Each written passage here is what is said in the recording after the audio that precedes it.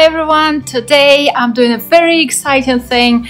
I was invited to show some Qigong to school children that are currently doing a summer camp, a wellness camp. So I'm here in school, Russian school, and I'm waiting for the kids to turn up.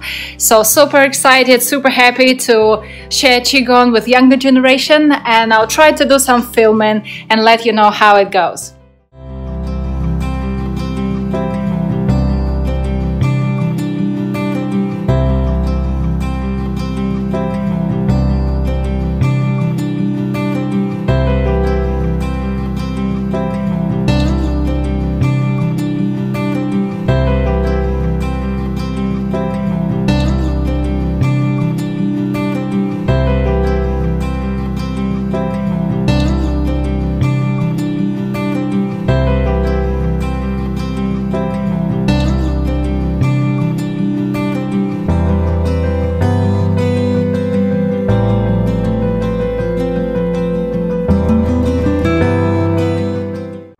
So I've just finished with the children at the local school.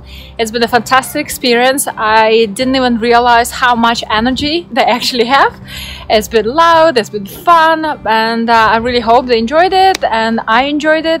And I've done some filming for you guys to see how it went.